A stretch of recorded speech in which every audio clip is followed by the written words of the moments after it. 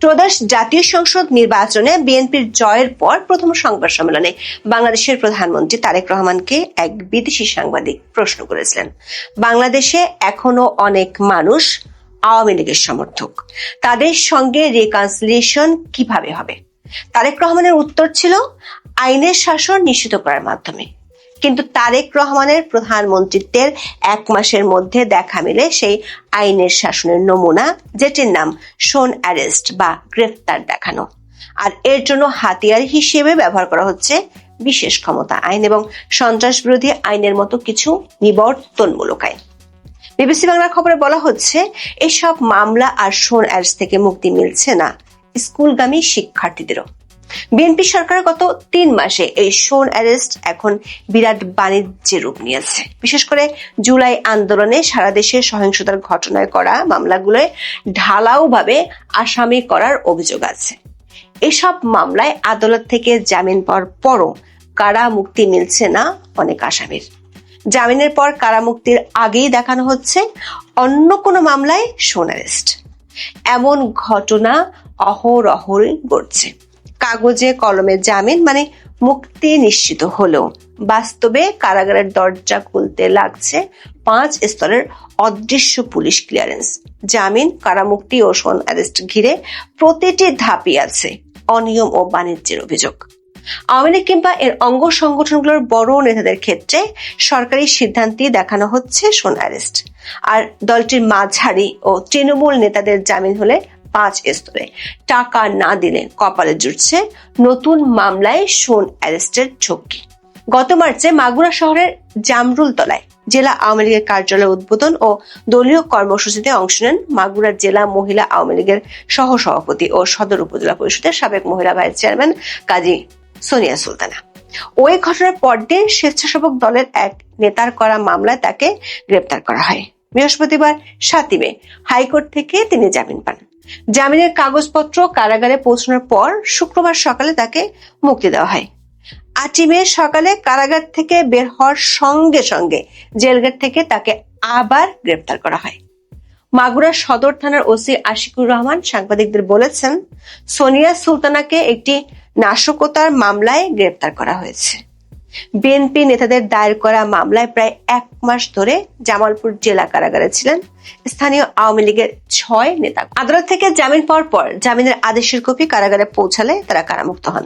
3রা মে সন্ধ্যা 6টার দিকে জামালপুর জেলা কারাগার থেকে বের হলে কারাগারের প্রধান ফটক থেকে তাদের আবার গ্রেপ্তার করে জেলা গোয়েন্দা পুলিশ। অন্য মামলায় দেখানো হয় শোন অ্যারেস্ট। বরগুনা আমতলী উপজেলা আওয়ামী লীগের যুগ্ম সাধারণ সম্পাদক ও আমতলী উপজেলার চওড়া ইউনিয়ন পরিষদের চেয়ারম্যান বাদল খানকে একইভাবে গ্রেপ্তার করা হয় গত 30 এপ্রিল। আমতলী পৌরসভা কার্যালয় ভাঙচুরের অভিযোগে গত 10 এপ্রিল রাতে তাকে একটি অনাথ আশ্রম থেকে গ্রেপ্তার করে যৌথ বাহিনী। পরে তাকে কারাগারে পাঠানোর আদেশ দেন আদালত। এই মামলায় জামিন পেয়ে বুধবার গত 30 এপ্রিল রাতে কারাগার থেকে বের হয়ে যাওয়ার সময় পুলিশ তাকে আটক করে।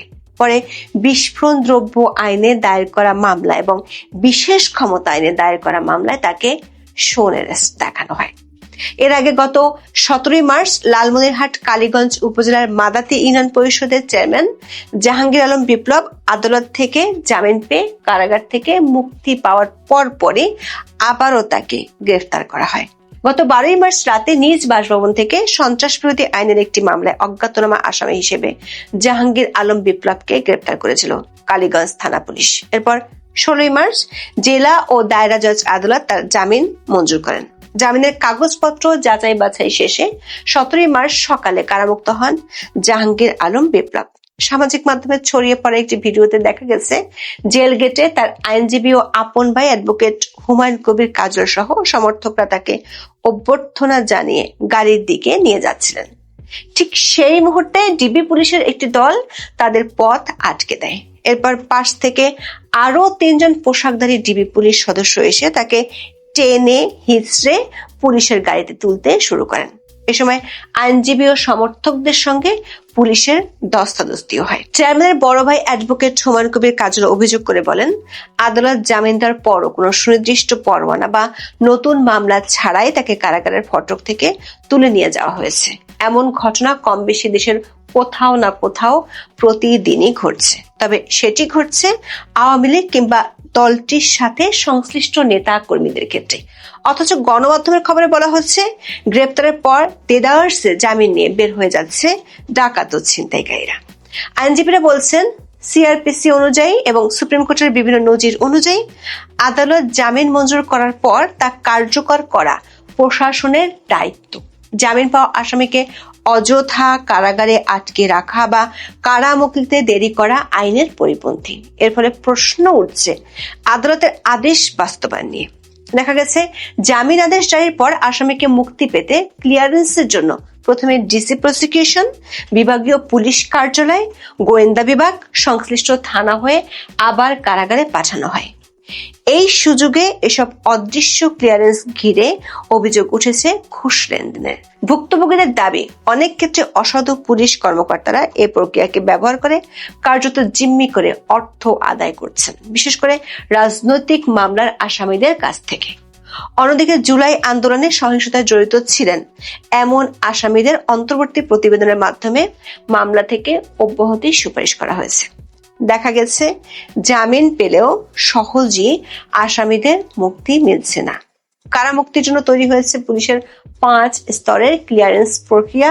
প্রথমে আদালতের জামিন আদেশ মেট্রোপলিটন সিটিগুলোর ডিসি প্রসিকিউশন বা জেলা পুলিশ সুপার হয়ে কারাগারে পৌঁছায়। এরপর সেটি যায় বিভাগীয় পুলিশের কার্যালয়, সেখান থেকে যায় সংশ্লিষ্ট থানায়, সবশেষে আবার কারাগারে ফিরে আসে নিশ্চিতকরণের জন্য। এই দীর্ঘ প্রক্রিয়ার প্রতিটি স্তরে ঘুষ লেনদেনের অভিযোগ রয়েছে। ভুক্তভোগীদের অভিযোগ এক একটি ধাপ পার হতে আলাদা করে ম্যানেজ করতে হয়, না হলে পরবর্তী সময় অন্য মামলায় সন্দেহ দেখানো হয়, যার ফলে আসামি কারামুক্ত হতে পারেন না। এমনকি জিম্মি করে অর্থ আদায়ের অভিযোগ পাওয়া যাচ্ছে। কিছু অসাধু পুলিশ কর্মকর্তা ও দালাল চক্র এই ক্লিয়ারেন্স প্রক্রিয়াকে জিম্মি করে অর্থ আদায় করছে। বিশেষ করে রাজনৈতিক মামলার আসামিদের ক্ষেত্রে এই প্রবণতা বেশি। অভিযোগ রয়েছে পুলিশের এসব ক্লিয়ারেন্সের জন্য নির্দিষ্ট অঙ্কের টাকা দাবি করা হয়। আইনজীবীরা বলছেন রাজনৈতিক মামলায় কাউকে আটক করার পর জামিন পেলেও সরাসরি কারামুক্তি পাওয়া খুব সহজ হয় না। থানাকে ম্যানেজ না করতে পারলে কেউ বের হতে পারেন না। যদি সেটা না করা হয় তাহলে নতুন করে অন্য মামলায় গ্রেপ্তার দেখানো হয়। কখনো একই থানায় আবার কখনো পাশের থানায় মামলা দেওয়া হয় যাতে মুক্তি আটকে যায়। পুরো প্রক্রিয়া এমন ভাবে চলে জামিন পাওয়ার পর আসামির স্বজনরা কারাগারে গেটে গিয়ে জানতে পারেন আরেকটি মামলায় তার শোন অ্যারেস্ট আছে। তখন আবার শুরু হয় নতুন দৌড়ঝাঁপ। এমন একটা ঘটনা ঘটেছে রাজধানীর শাহজাহানপুর থানার একটি বৈষম্য বিরোধী মামলায় গ্রেপ্তার হওয়া এক মাংস ব্যবসায়ীর ক্ষেত্রে। ওই মাংস ব্যবসায়ী আদালত থেকে জামিন পান, কিন্তু জামিন পেলেও তিনি কারাগার থেকে বের হতে পারেন না। স্বজনরা কারাগারে তার মুক্তির জন্য গেলে জানতে পারেন তাকে অন্য মামলায় গ্রেপ্তার দেখানোর আবেদন করা হয়েছে। এমন করে কয়েকটি মামলায় গ্রেপ্তার দেখানো হয় তাকে।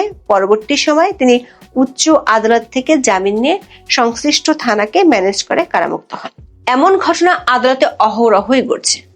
অথচ ফৌজদারি কার্যবিধির 167 এর 1 নম্বর ধারা অনুযায়ী ইতিমধ্যে অন্য মামলায় আটক থাকা কোনো ব্যক্তিকে নতুন মামলায় গ্রেপ্তার দেখাতে হলে ম্যাজিস্ট্রেটকে অবশ্যই মামলার ডায়েরি পর্যালোচনা করে এবং শুনানির সুযোগ দিয়ে যৌক্তিক কারণে সন্তোষজনক মনে হলে তবেই অনুমোদন দিবেন।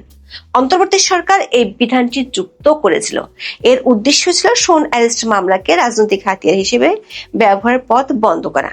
অথচ ইন্টারিয়ামের আমলে এই ধারার ব্যত্যয় ঘটেছে বেশি, আর সেই ধারা অনুসরণ করছে বিএনপি সরকার। আইনজীবীরা বলছেন হাতে গোনা কিছু ব্যতিক্রম ছাড়া জামিনের পর শোন অ্যারেস্ট মামলাগুলোর কোনো প্রামাণিক ভিত্তি দেখা যাচ্ছে না।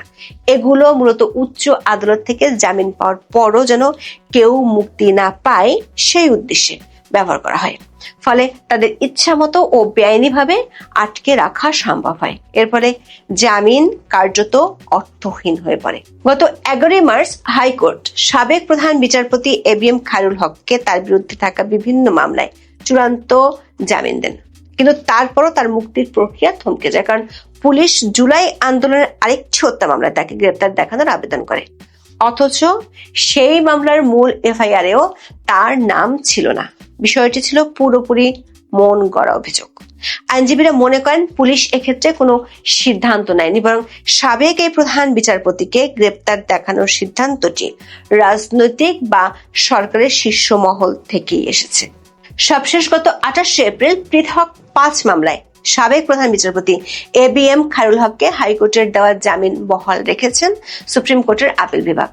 তারপরও মুক্তি পাচ্ছেন না খায়রুল হক, কারণ এরই মধ্যে অধস্তন আদালতে আরো 2 মামলায় গ্রেপ্তার দেখানো হয়েছে তাকে। অথচ প্রধানমন্ত্রী তারেক রহমান থেকে শুরু করে স্বরাষ্ট্রমন্ত্রী সালাউদ্দিন আহমেদ, আইনমন্ত্রী আসাদুজ্জামান প্রায় বেআইনি আটকের বিরুদ্ধে আর আইনের শাসনের পক্ষে কথা বলেন, কিন্তু আইনের শাসনের ঠিক কোন ধারায় এমন শোন অ্যারেস্ট আছে তা জানেন না আইনজীবীরা। শোন অ্যারেস্ট দেখিয়ে কয়েক দফা ঠেকিয়ে রাখা হয়েছে নারায়ণগঞ্জের সিটি কর্পোরেশনের সাবেক মেয়র সেলিনা হায়াৎ আইভীর কারামুক্তি। গত বছর 9 মে ভোরে নারায়ণগঞ্জ শহরের দেওভোগের নিজ বাসা থেকে আইভীকে গ্রেপ্তার করে পুলিশ। পরে তাকে বৈষম্য বিরোধী আন্দোলনের ঘটনায় হওয়া 3টি হত্যা মামলা ও 2টি হত্যা চেষ্টা মামলায় গ্রেপ্তার দেখানো হয়। এই 5 মামলায় হাইকোর্ট থেকে গত বছরের 9 নভেম্বর জামিন পান কারাবন্দী সেলিনা হায়াৎ আইভী।